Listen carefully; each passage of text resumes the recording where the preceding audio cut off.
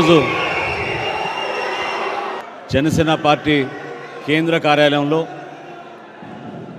ఒక అద్భుతమైన కార్యక్రమానికి వేల సంఖ్యలో హాజరైన ప్రతి ఒక్కరికి జనసేన పార్టీ అధ్యక్షులు పవన్ కళ్యాణ్ గారి తరఫున, జనసేన పార్టీ తరఫున మిమ్మల్ని అందరినీ కూడా మనస్ఫూర్తిగా స్వాగతిస్తూ ఉన్నాం. పార్టీ అధ్యక్షులు పవన్ కళ్యాణ్ గారికి, అదేవిధంగా జనసేన పార్టీ ప్రధాన కార్యదర్శి పెద్దలు నాగబాబు గారికి, ఈరోజు జనసేన పార్టీలో చేరిన మన పార్లమెంట్ సభ్యులు బాలశౌరి గారికి, అదేవిధంగా వారి తనయుడు అనుదీప్ గారికి మనస్ఫూర్తిగా జనసేన పార్టీ నుంచి ఆహ్వానిస్తున్నాం. ఈ కార్యక్రమం ఈరోజు ఇంత అద్భుతంగా జరుగుతుందంటే దీని వెనక ఒక ప్రయాణం, ఒక ఆలోచన, జనసేన పార్టీ విధానం. పార్టీ నిర్మాణంలో భాగంగా మొట్టమొదటిసారి బాలశౌరి గారు మన పార్టీ అధ్యక్షులు పవన్ కళ్యాణ్ గారిని కలిసినప్పుడు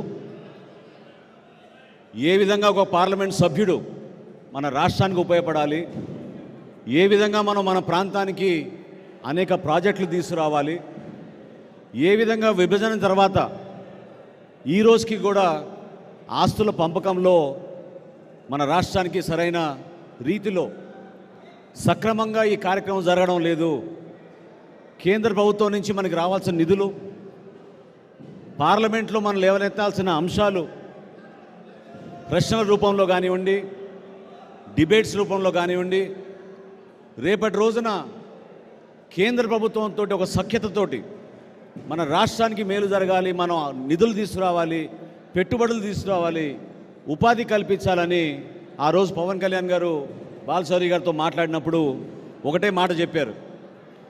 మీరు పార్టీలో చేరుతున్న సందర్భంగా ఒకే ఒక నిర్ణయం తీసుకోండి. ఈ ప్రయాణం మన రాష్ట్ర ప్రజల కోసం, మన భవిష్యత్తు కోసం, జనసేన పార్టీ గలం లోక్సభలో మీరు వినిపించాలి, నిలబెట్టాలని చెప్పి ఆ రోజు ఆయన కోరారు. ఆ అవసరం ఎందుకంటే మీరందరూ చూశారు, 42 లోక్సభ స్థానాల్లో మనకి ఉమ్మడి రాష్ట్రంలో ఉన్నప్పుడు, ఆ రోజు విభజన జరిగినప్పుడు చాలామంది పార్లమెంట్ సభ్యులు ఆ రోజున ప్రజల పక్షాన్ని నిలబడలేదు. వాళ్ళ వ్యాపారాలు, వాళ్ళ స్వార్థాలు, కొన్ని సందర్భాల్లో తెలియకనో తెలుసో చాలా పొరపాట్లు జరిగిపోయినాయి ఆ రోజు విభజన చట్టంలో.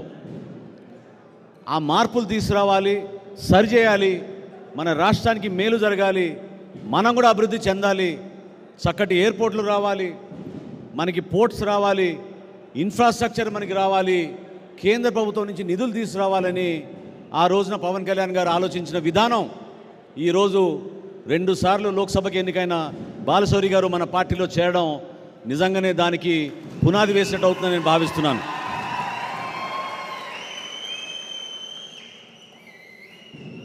కేంద్ర ప్రభుత్వంతో ఎందుకు పవన్ కళ్యాణ్ గారు సఖ్యతతో ఉంటారు, చాలా క్లియర్ దాని గురించి. అక్కడ ఉన్న పెద్దల్ని మనం సహజంగా మనం కోరుకునేది ఏంటంటే, మీరు ఒక ఆలోచనతోటి మా రాష్ట్ర ప్రజలు నష్టపోయిన సందర్భంగా పెద్ద మనసుతో మీరు మాకు కొన్ని ప్రాజెక్ట్స్ ఇవ్వండి, కొన్ని నిధులు ఇవ్వండి, ఇక్కడ అన్యాయం జరిగే విధంగా పరిపాలన జరుగుతున్నప్పుడు దాన్ని సమర్థవంతంగా మీరు ఒక మార్పు తీసుకొచ్చేటట్టు మీరు నాయకత్వం వహించమని ప్రధాని నరేంద్ర మోడీ గారిని అనేక సందర్భాల్లో పవన్ కళ్యాణ్ గారు చెప్పారు. కోరింది ప్రజల కోసం, నిలబడింది మన రాష్ట్రం కోసం. మన హక్కులు ఏవైతే ఉన్నాయో మనం ఒక ఆంధ్రప్రదేశ్ రాష్ట్రంగా ఈ రోజున ఆ హక్కుల మేరకు మన ప్రాంతాన్ని అభివృద్ధి చేసుకోవడానికి బలమైన నాయకత్వం మనకు అవసరం. పార్లమెంట్లో ప్రతి ఒక్క తెలుగోడు గర్వపడే విధంగా మన పార్లమెంట్ సభ్యులు నిలబడాలి. దానికోసం మనం జాగ్రత్తగా ఒక మంచి టీం ఏర్పాటు చేసుకుందామని పవన్ కళ్యాణ్ గారు తీసుకున్న నిర్ణయం ఆ రోజు నుంచి కూడా ఒక్కొక్క ఆలోచన ముందుకేసుకుంటూ వెళ్తుంటే ఈ రోజున మనం ఎన్నికలకు సిద్ధమవుతున్నాం. బాలశౌరి గారి గురించి మీ అందరికీ తెలుసు. మొట్టమొదటిసారి నేను ఆయన 2003లో కలిశాను. 2004లో ఆ రోజున తెనాలి నియోజకవర్గం లోక్సభ కూడా ఉండేది. తెనాలి లోక్సభ నుంచి ఎన్నికైన తర్వాత నేను అక్కడ శాసనసభ్యుడిగా ఆ ప్రాంత అభివృద్ధి కోసం కలిసి పనిచేద్దామని మేము కూడా ఒక ప్రణాళిక సిద్ధం చేసుకుని ఒక ప్రయత్నం చేశాం. కొన్ని కారణాల వలన చేయలేకపోయాం.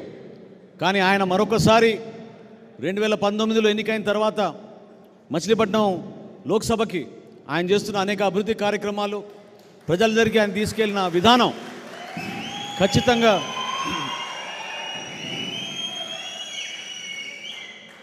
ఖచ్చితంగా ఏ ఆశయ సాధన కోసం పవన్ కళ్యాణ్ గారు ఆలోచించారో, దేనికోసం జన సైనికులు వీర మహిళలు కష్టపడి ఈ 4.5 సంవత్సరాల నుంచి మీరు వీధిలో నిలబడి పోరాటం చేసి మన ప్రాంతానికి అభివృద్ధి జరగాలని కోరారో, ఆ ఆశయ సాధన కోసం బాలశౌరి గారు కూడా దోహదపడతారని, ఆయన కూడా అదేవిధంగా కష్టపడి జనసేన పార్టీ నిర్మాణం కోసం ప్రతి ప్రాంతంలో కూడా పర్యటించి మన అందరం